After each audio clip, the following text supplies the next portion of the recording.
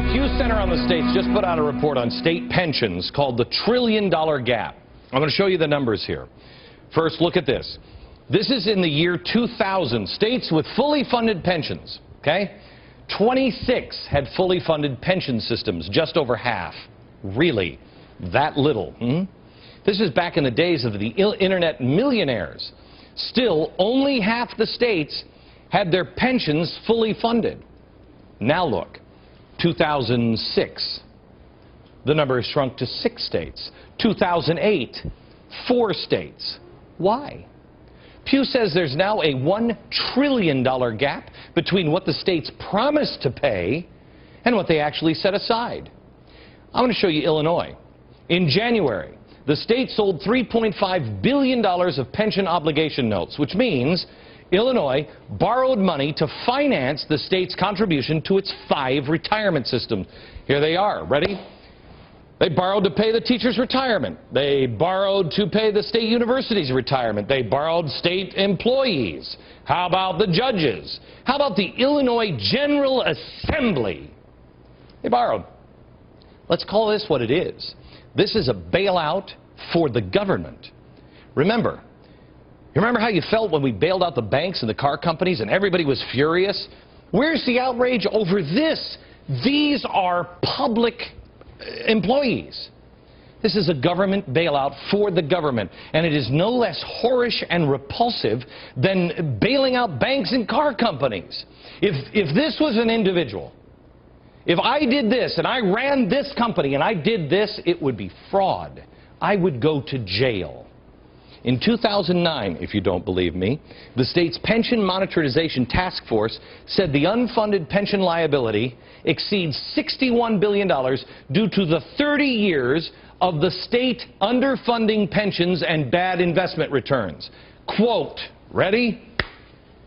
Not wanting to implement dramatic cuts in spending on essential services, the legislature and the various governors elected to instead divert revenue from making the required employer pension contributions to maintain services like education, health care, public safety, blah-de-blah-de-blah-de. It was required. They took the state pension and they applied it, they used it as a credit card to fund ongoing service operations. Really? Is that what they did? You and I, again, would go to jail. This is an outrage. Contribution to maintaining effectively the state used the pension systems as a credit card? What? The people who did this should go to jail. They should go to jail, because you would. Anybody run a small business? Imagine taking your pension fund and just putting it, well, we didn't want to go to business. We had essential stuff we were doing. Jail time. Now, Illinois, if your governor and everything else came out and asked permission and you changed the law, which you didn't, then you should foot the bill. Is it my fault? Is it my fault that the people in Illinois did this? Is it your fault?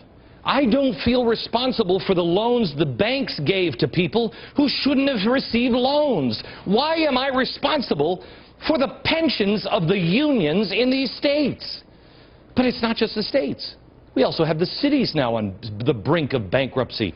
The National League of Cities says the municipal sector will likely face a shortfall between $56 billion and $83 billion from 2010 to 2012 because declining tax revenues, ongoing service demands, and cuts in state revenues. I want to show you Harrisburg, Pennsylvania. Are you ready for this one? Population 48,950. It currently has a deficit of $3.8 million. It's expected to grow to $164 million.